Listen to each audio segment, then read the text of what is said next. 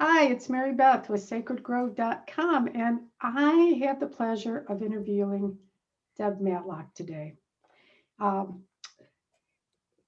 she's with Wild Rhythms, and she has got so much information and experience and wisdom that we've had to like hone it down what we're going to talk about to a very small piece. But I'm really excited, Deb.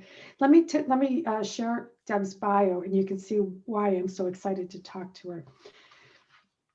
Deb grew up in the mountains of Colorado and is deeply committed to nurturing the connection between people, animals, earth, and spirit. She spent 25 years working as a professional environmental and humane educator and naturalist. Additionally, through her business, Wild Rhythms, Deb is a shamanic practitioner, life coach, and animal communicator, and assists people and animals through spiritual mentoring, animal communication, and shamanic style journey work. She's passionate about helping people find connection and deep spiritual meaning where they live. To this end, she has created a body of work called Nature Based Spiritual Arts. I love that.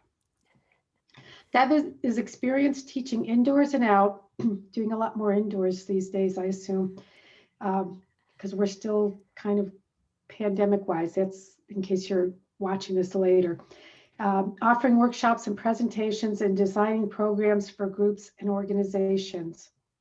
Deb also enjoys the academic realm and holds a Master's of Arts in Environmental Education from Prescott College and is pursuing her doctoral degree in Environmental Studies from Antioch University, New England.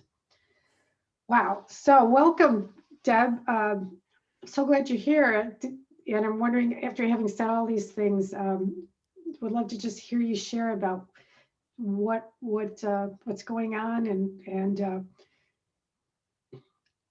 what led you to an earth animal spirit focused life, if that's a good way to start, or take me Yeah. wherever you want to go. Oh, that's a great question. The first thing I want to say is thank you so much for inviting me to have this conversation. I've been really looking forward to it, and I know we could talk for hours, so we will.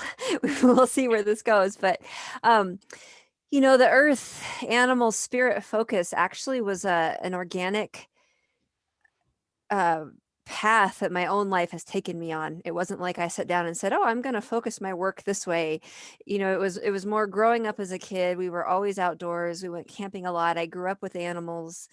My very first best friend was a dog named Jenny. Where I lived, there weren't other kids around, and she and I played all day long and slept together at night. And I just sort of formed a worldview that was inclusive of humans and then the more than human world, and also really found within that, as I aged, my own sense of spirituality, my own way of dancing with the mystery, so to speak, of what is life about, and what am I here to do, and all those big questions that Yeah. humanity's always been asking and that we're all going to keep asking. For me, the way I've explored that and found the most answers has been in the natural world and in deep connection with other living beings. Okay. Um, when you talk about nature connection, what does that mean to you? I love that question, and I'm smiling because I teach a lot of workshops, and oftentimes that's one of the first things we do is talk about what does that mean to somebody, because it's such a beautiful phrase that can also be very washed down if we don't ask ourselves that question of what is this. And so for me, I would say two things. One is nature connection is a lifelong journey of exploring how I relate and how I fit in with the rest of the living world. So that's kind of a big umbrella of it.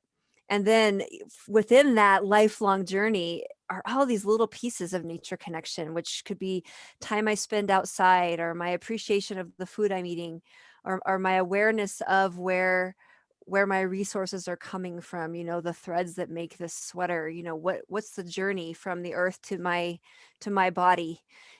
So I look at it from kind of the philosophical lens, but also the activity lens. I try to focus on getting outside as much as I can, and at least noticing all the beings that are living around my house, the birds and the windowsills and things like that. But mostly I think that nature connection is a living question that can guide us. If we keep asking ourselves, what does it mean to me? That question can take us through our lives on amazing journeys. I love that. I'm thinking back in my journey, because we both do animal communication, and I had a deep connection to nature as a kid. I mean, there were two things I was happiest doing. One was reading, and the other was outside. Down to the stream, lifting up the rocks, seeing who lived on, who was there, where are the frogs, where are the pollywogs, where are the crawdads, very small, in Buffalo, Nice. birds, and remembering, I lived in the suburbs, so there was lots of, there are people. But one of my happiest memories is going to a friend's cabin with her and her family. We were probably less than 10. And we were outside other than to eat and sleep. And it was glorious. We were like just out there. And it's some of my best, it's sad to say, but I loved it. I mean, I was just out there. And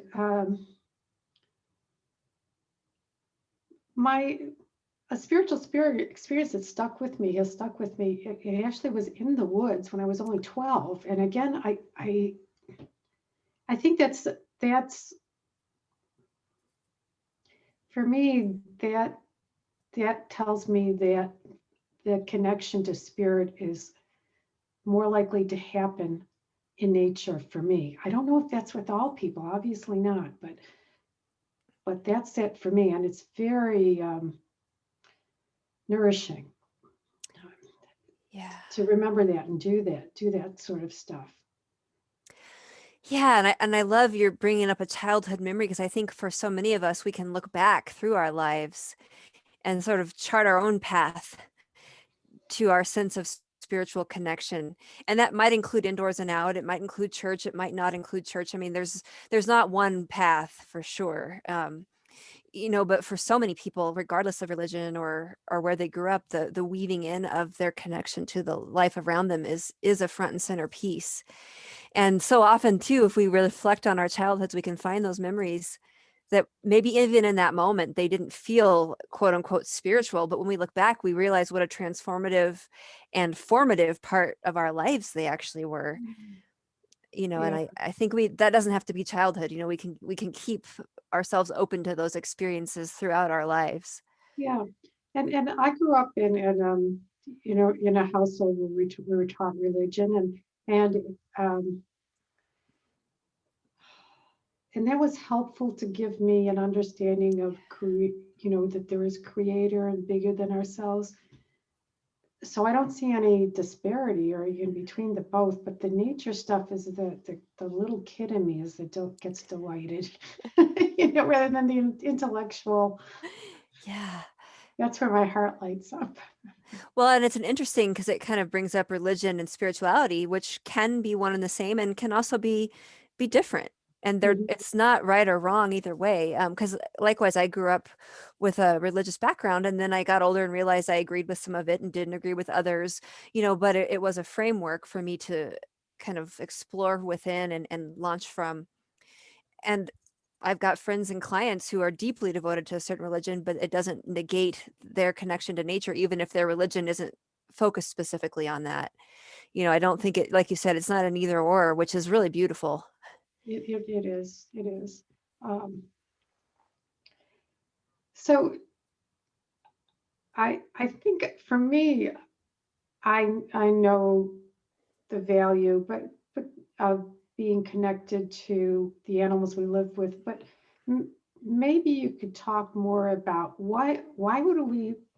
I hate to say this word. Why would we waste our time when we've got a to-do list this long as human beings? I'm sorry, you can't even see. You know, why would we spend time And what's the value of deeply connecting to and understanding the animals that we're on the planet with? Yeah, boy, that question is one of the driving questions of the work that I do. I think there are so many answers.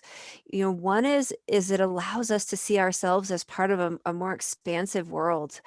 It decenters us a little bit, puts us in a communication and a collaboration with the world as opposed to a top-down sort of ideal of the human-centric world that I don't know. My personal feeling is that isn't necessarily serving any of us, human or not. We've seen it, we've tried it.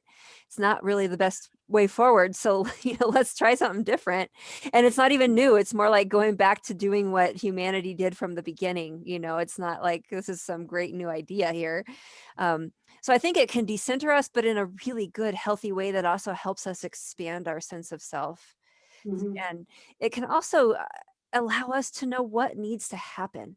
As humans, we do have a lot of responsibility, but a lot of incredible potential. And when we can be deeply connected to the life around us, it can fuel within us authentic service and, heartfelt action on behalf of other species in the world that I really think needs to be born from relationship. I think about all the people working in animal rescue, for example, their heart brought them to that work. Yeah. Their openness to the plight of these other beings brought them to that work. And so to me, it's a really exciting place that will allow us to not only be fully expressed as humans, but really create, do something really good in our time on this earth that, we can leave it better than we found it, hopefully. I'm just curious, are there any experiences or aha moments or anything like that that you've had that really stick out in your mind about how important this is? I'm just asking you. If Yeah. nothing comes to mind, that's fine. But I thought Yeah. I'm curious. No, I have to say that it's like pulling out an experiences to talk about it because I feel like it's almost the world of experience. It's sort of a way of being, of um, wanting to be constantly open and looking and seeing. And how would it feel to be that coyote, or how would it feel to be that bird? And oh my gosh, those birds are always nesting in this area, and now this area has a challenge. I'm aware of this. I need to act. I need to call my city council. I need to do something. It's like those are the moments when we really bear witness to life around us. And then we feel our heart being tugged. And I think that letting ourselves go to those depths can be scary because it means we've got to open our heart. And sometimes that means our heart gets broken.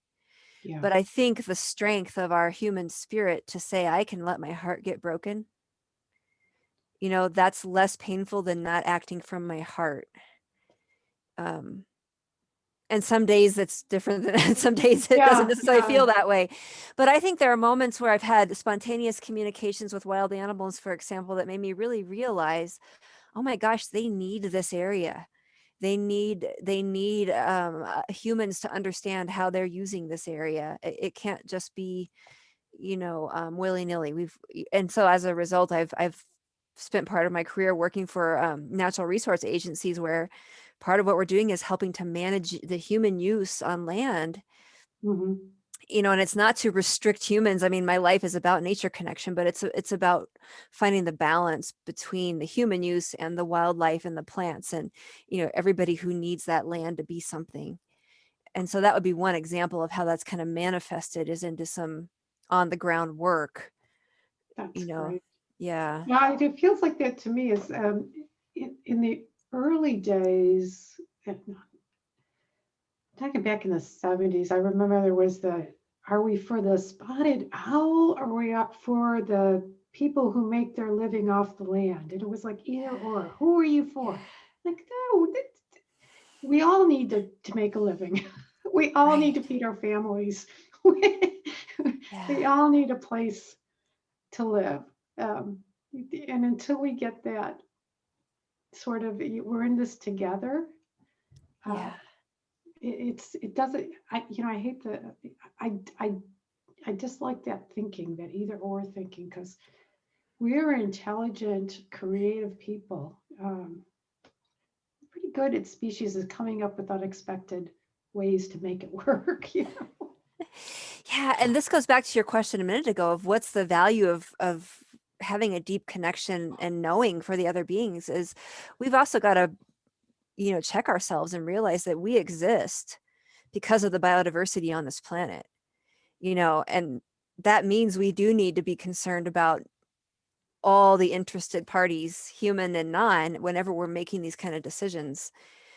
And a Yeah. healthy forest is going to be healthier for people longer than if it's not managed in a healthy way, and then it's wiped out.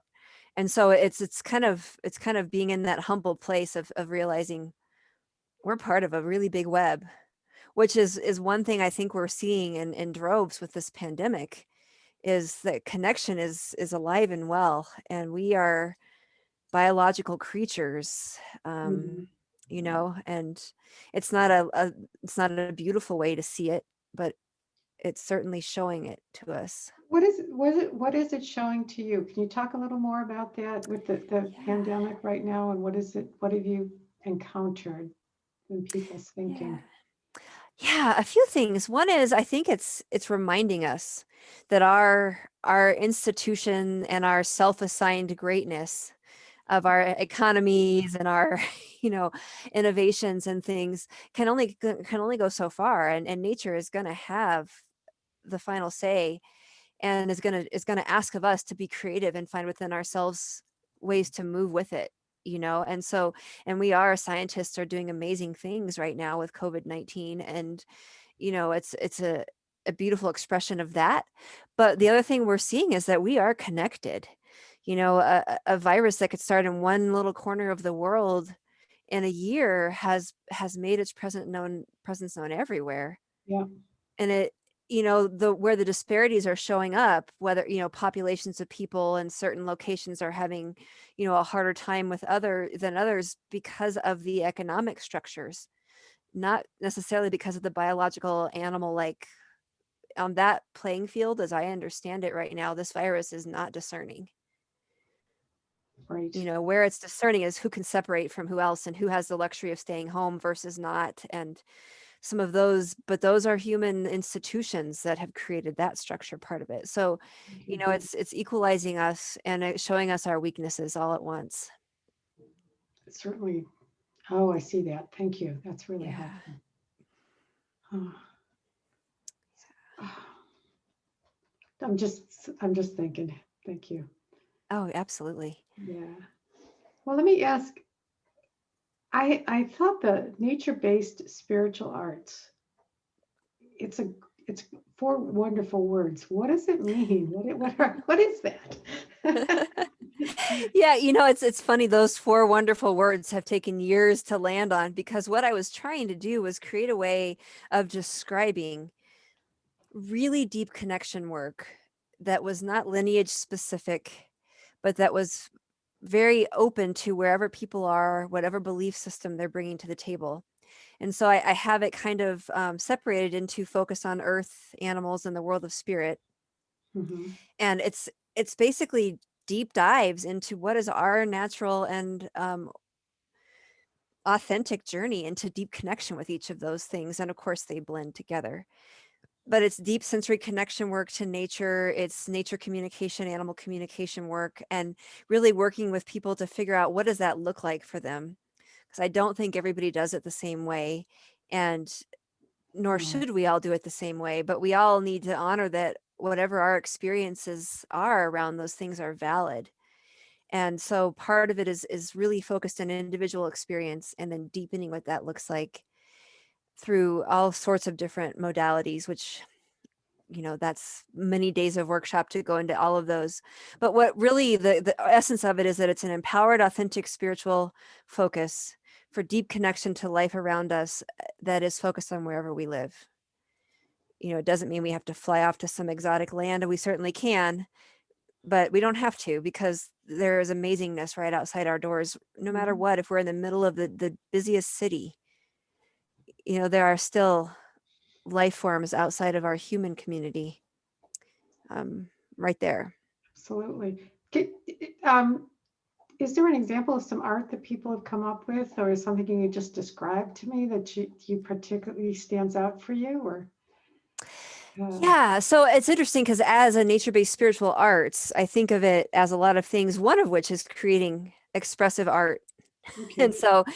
I've All right. seen, So, yeah. So that's a piece of it is sacred nature journaling and arts-based journaling that kind of supports that work. mm, And I've seen people do beautiful dances out in the forest, and people write incredible poetry that is just dripping oh, with their exploration of maybe a communication encounter with a wild being, that they were surprised to have.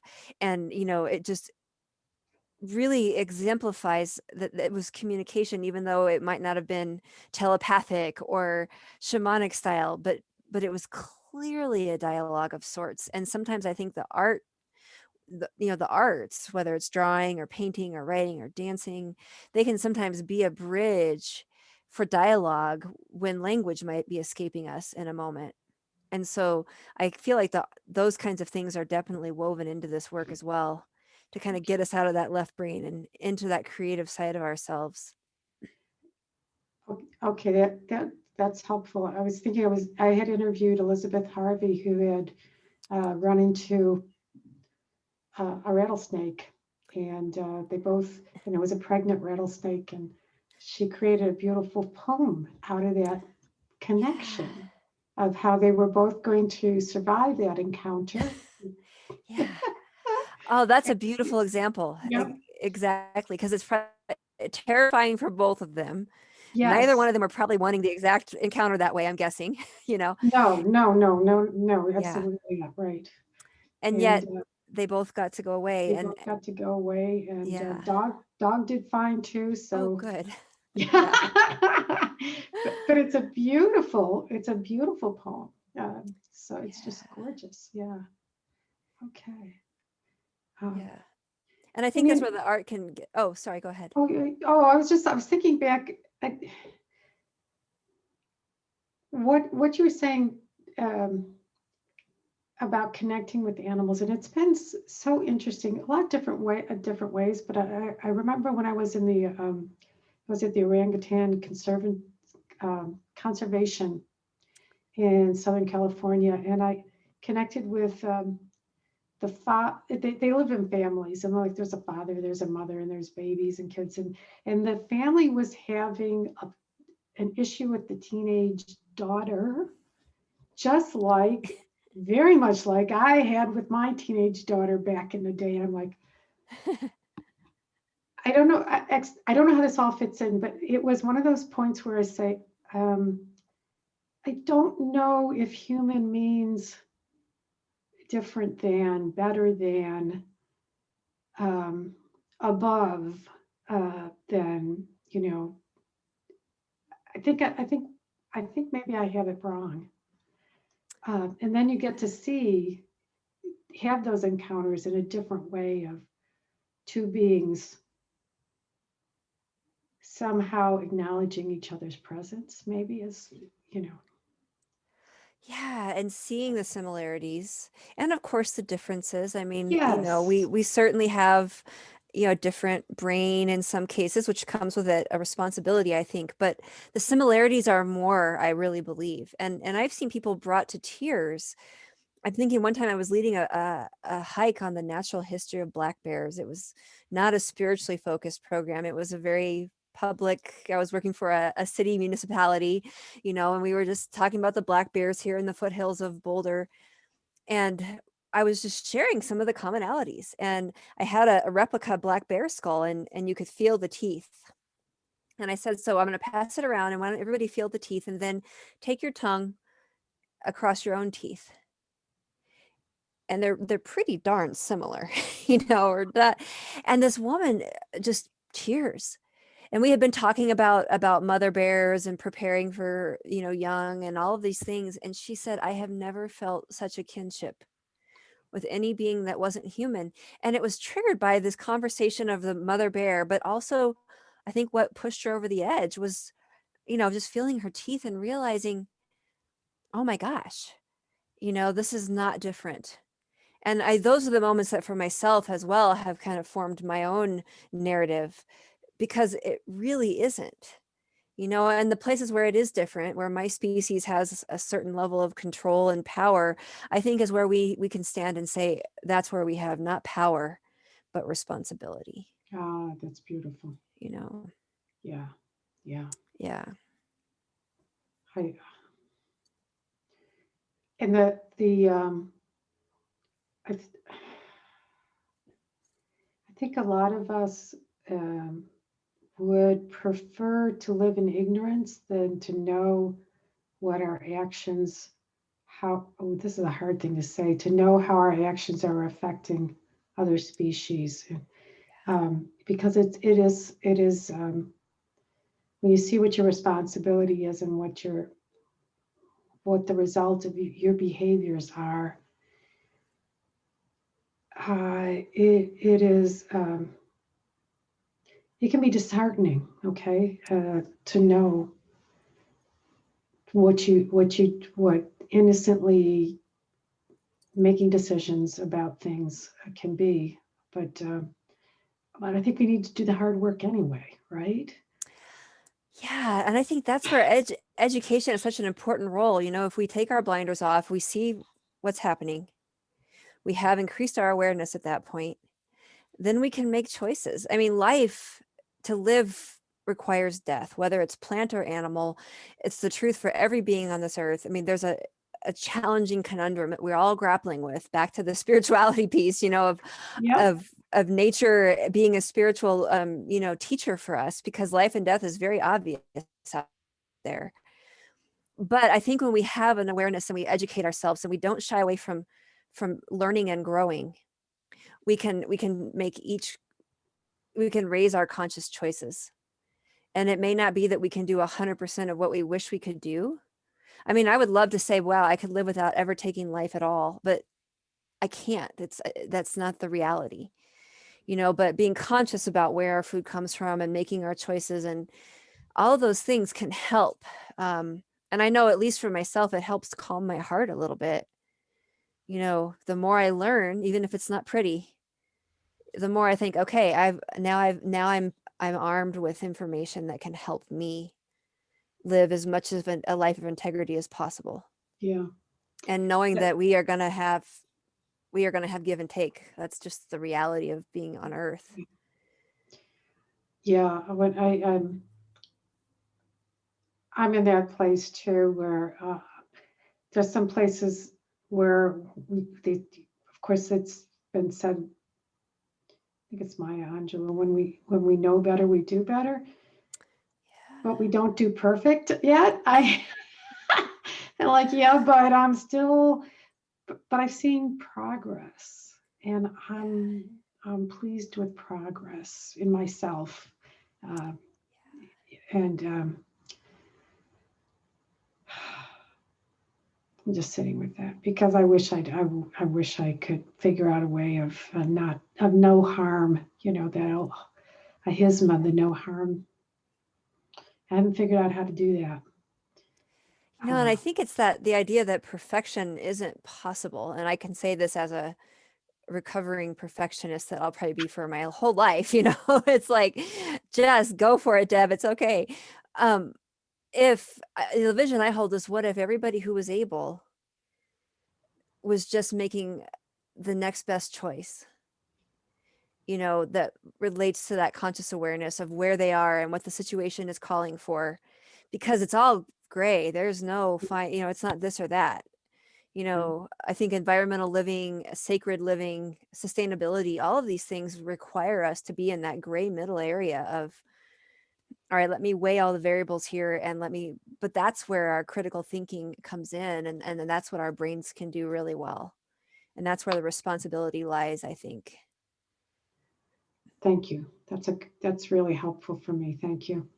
Because that's what I'm doing all the time is how close can I get? And I live with another human being who has different values and see things differently. And Yeah. you know, Yeah. And the trade-offs are always there. It's like, I try to buy as little plastic as possible, but I'm not going to lie. I've got a 20-year-old cat who needs sub-Q fluids for her kidney disease. And I I buy they're plastic bags, and I don't love that I'm doing that, but I'm aware of what I'm doing, and I'm like, I'm also going to take care of her, and it's one of those moments. It's all gray, It you is. know. It is. Yeah, Yeah. So yeah, I got a ways to go on that one. it's It- hard. It's just hard. Really hard. I mean, I hate when I throw those bags out. I just, it feels awful, but at the same time, I'm not going to not care for her. So there we are. We all grapple with that kind of thing all the We time. do. We do.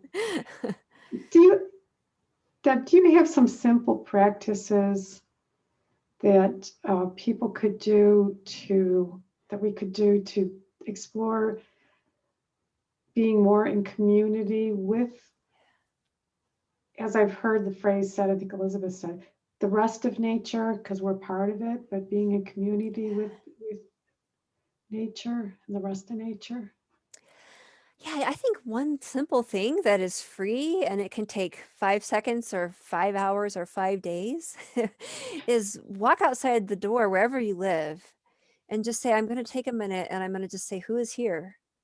Who is part of my community? Who are my neighbors that maybe I'm not aware of? Maybe there's a little ant colony right outside. I know outside my front door in the summer months, there's an ant colony that lives in the crack in the sidewalk. Maybe there's a plant growing that you hadn't noticed, or birds that are migrating through that. Just yesterday I walked out to get my mail, and I heard these higher pitched little chirps that, these little titmice were here that they weren't here a week ago. And it was just like, oh, it made me so happy to see this little flock of these tiny little birds, but it didn't take any extra time. It just took me being aware and stopping. And so I stopped in my driveway and said, well, hi, welcome. And then I went about what I was doing, but it lifted my heart, but it also expanded my view of what's going on in the world. And I think if we do that kind of thing, we can record it. Some people get a calendar and their goal is one day, each day, to write down one being of the natural world that they didn't notice before. Whether it's Oh, a bulb, bulb growing in the garden, bulb in garden, that's it. Next day, it takes seconds. And I've seen some beautiful calendars from folks that just have this glorious record of these neighbors, and so that's easy, low hanging fruit. No expensive workshops, no fancy trips. It's just wherever you live. And if you're in a high rise apartment in a big city, I've got a good friend who spent her life as a wildlife biologist, and she grew up in the Bronx and fell in love with nature, the wild, non-human nature, by watching insects in her stairwell as a kid. So the truth is that nature is everywhere. We are nature, and it's everywhere. yeah. And so it doesn't matter. We can just challenge ourselves to find a new being each day. Find a new being each day. I like that. I know I do this, but I never thought about a new being each day. Like I now notice about the time that the Canadian geese come back to go to sleep, about sunset. And I noticed I must have looked like a nut. I'm standing there with the dogs and I'm watching all the crows come in droves and they're going back to wherever they sleep. And I go, I think I've seen 45, 50, 60 crows go by, and I'm just standing there watching, but I'm loving it. And I'm glad you added plants because I just noticed crocuses popping up, which means spring is coming. Oh, you are lucky. Yeah, we're not quite there yet in Colorado, but Yeah, soon, soon. yeah, yeah. So, I love that because and it's a new being every day. That's so cool. Yeah, yeah. And I then we don't know, have to any keep other looking. thoughts that come to mind that about things that we can do, although that is one that we can take and do so easily.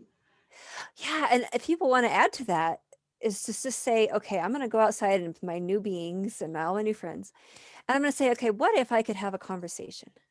I'm not going to let my brain tell me I'm nuts and tell me it's not real. I'm just going to go out and say, what if I can say good morning to this sparrow and just stand here and be open? Maybe nothing comes, maybe something does.